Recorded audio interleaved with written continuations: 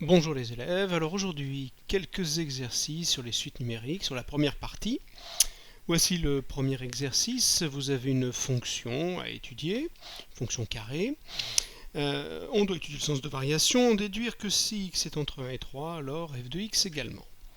Ensuite, on étudiera une suite qui est construite de manière récurrente en se basant sur la même fonction que la partie A. On devra essayer de démontrer que si un terme est entre 1 et 3, alors le suivant sera également entre 1 et 3. Et ceci, on le rédigera plus rigoureusement en terminale, nous permettra de démontrer que tous les termes de la suite sont entre 1 et 3 à partir du moment où le premier terme est également entre 1 et 3. Dernière question, on va utiliser ce résultat pour étudier le sens de variation de cette suite. Commençons donc par la première partie.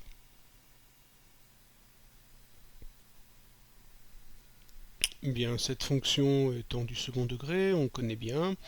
Vous avez plusieurs méthodes pour étudier le sens de variation de la fonction sur R. Soit vous savez que A, le coefficient x carré est positif, donc la fonction sera décroissante puis croissante, et nous aurons le sommet de la parabole au point d'abscisse moins b sur 2a. C'est-à-dire ici 1 sur 1. Donc l'abscisse du sommet sera 1. Voilà, on peut faire ça, ou bien vous pouvez dériver la fonction et vous trouverez exactement le même résultat. Ce qui nous donne la rédaction suivante. Voilà, donc nous avons la variation qui va donc dépendre le sommet C1. Votre fonction est décroissante jusqu'à x vaut 1, puis à nouveau croissante. L'ordonnée, il suffit de calculer f de 1, je vous laisse le faire, on trouve 1 également. Voici donc le sens de variation de notre fonction sur R. Deuxième partie, il faut montrer que si x est entre 1 et 3, alors f de x est entre 1 et 3. Nous, d'après ce qu'on vient d'étudier, nous voyons que la fonction est croissante à partir de 1, donc elle est croissante entre 1 et 3. Ce qui veut dire que l'ordre sera conservé. Donc si x est compris entre 1 et 3, en appliquant la fonction f qui est croissante sur l'intervalle 1, 3, l'ordre est respecté, on aura donc f de 1 qui sera plus petit que f de x, qui sera lui-même plus petit que f de 3. Calculons f de 1, nous l'avons déjà dans notre tableau, c'est 1. f de x, c'est ce que l'on veut. Et puis si vous calculez f de 3, vous allez trouver 3 également. Ainsi, on a bien montré que si x est entre 1 et 3, alors f de x est entre 1 et 3. Passons à la deuxième partie de notre exercice en retenant bien sûr les résultats qu'on vient de démontrer qui vont nous resservir. Premièrement, il nous demande de calculer U1. U1 est donc égal, d'après la définition par récurrence, de 0,5 fois U0, c'est-à-dire 2 au carré, moins U0, donc 2, plus 1,5. Quand vous calculez ceci, vous allez trouver 1,5. On nous demande de vérifier que U1 est entre 1 et 3, bah oui, c'est évident. 1,5 est entre 1 et 3. Donc nous avons bien la question 1 qui est traitée. Deuxième question, on vous demande en utilisant la partie A, je rappelle le résultat de la partie A, si x était entre 1 et 3, alors son image était également entre 1 et 3. Alors ici, il faut montrer que si un est entre 1 et 3, alors un plus 1 l'est également. Mais nous savons tous que un plus 1 est égal à f de un. Donc en utilisant simplement la propriété précédente, qu'on a donc démontrée dans la partie A, nous avons directement le résultat demandé. Voilà. Donc ici, nous avons, ce n'est pas x, mais un. On a un est entre 1 et 3. D'après la propriété qu'on a démontrée juste au-dessus, donc f de un est entre 1 et 3. Mais f de un, nous savons que c'est un plus 1, c'est-à-dire donc que un plus 1 est compris entre 1 et 3 également. Alors, quel est l'intérêt de ça? si nous allons le raisonnement sera le suivant. La propriété se transmet, on va dire par hérédité. Si à un certain rang nous avons un qui est entre 1 et 3, alors au rang suivant, c'est-à-dire au rang n plus 1 ici, nous aurons également le terme qui sera entre 1 et 3. Et puis ainsi de suite, c'est-à-dire que si vous en avez un qui est entre 1 et 3, le suivant sera entre 1 et 3. Comme le suivant est entre 1 et 3, le sursuivant sera également entre 1 et 3. Et ainsi de suite, et tous les termes de la suite qui vont suivre seront entre 1 et 3. Il faut donc maintenant, pour montrer que tous les termes vont être entre 1 et 3, il suffit que le premier terme dans notre exercice c'est U0, il vaut 2.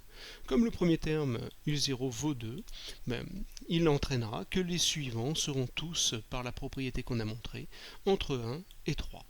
Et nous montrons ainsi que l'ensemble des termes de cette suite seront toujours contenus entre 1 et 3 et ne pourront jamais sortir de cet intervalle. En terminale, cette propriété sera rigoureusement, cette méthode sera rigoureusement définie, ce qu'on appellera la démonstration par récurrence, et donc vous le rédigerez, ce sera bien structuré. Et voilà, mais l'esprit est là, d'accord, on a une propriété qui se transmet de terme en terme, et comme le premier terme a cette propriété, tous les termes de la suite posséderont cette propriété. Donc conclusion ici, nous aurons toujours U indice n qui est entre 1 et 3, quel que soit le rang, quel que soit le nombre n de notre suite. Dernière question, il s'agit de démontrer, d'étudier plutôt le sens de variation de cette suite. Vous savez que la plupart du temps, la méthode qui doit être un réflexe, qui doit être celle à laquelle vous devez penser en premier quand vous avez une suite définie par récurrence, c'est d'étudier le signe de un plus 1 moins un. Si un plus 1 moins un est positif, la suite sera croissante. Si au contraire il est négatif, la suite sera décroissante. On va donc utiliser cette méthode.